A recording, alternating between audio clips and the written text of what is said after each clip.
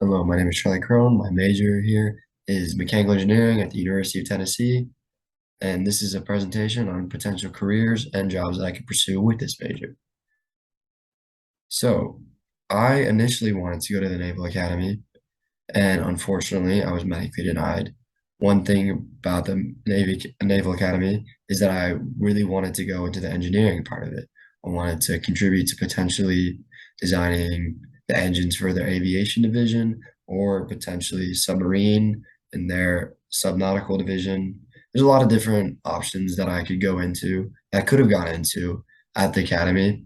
And since I was denied, I still feel the calling towards the service, and it is still possible for me to get in, but it'll be very difficult. And a mechanical degree would help me tremendously in this pursuit. And if not, I would still love to be on the civilian side of it all. That way I could still contribute to this and be part of something bigger than myself. And then one other path that I am kind of interested in would be the automotive industry. I've been big into automobiles since I was a kid, wanted to design my own car, and recently I've gotten very big into F1. And being an engineer on an F1 team would be very interesting. Travel the world and be part of something like the top class automotive teams in the world. So for the Department of Defense, a lot of the private contractors do a lot for the divisions. They provide specialized equipment, special like tests, planes, and all these different things. Some of the companies are Lockheed Martin, Boeing, and Raytheon, the top contractors in the world.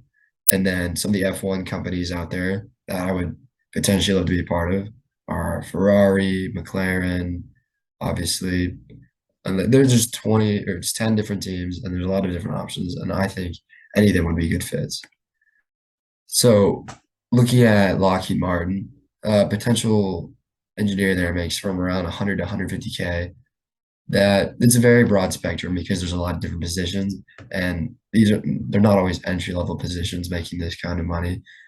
But if as you get higher into the company, you'll progressively make more. Same with Boeing with 75 to 110, and then Raytheon 80 to 125, and then Formula One ranges all the way from 25K to 125K. That's a very big difference because you can go from being just a tiny engineer at the bottom all the way to the chief mechanical engineer for the team, which obviously will make a good amount more.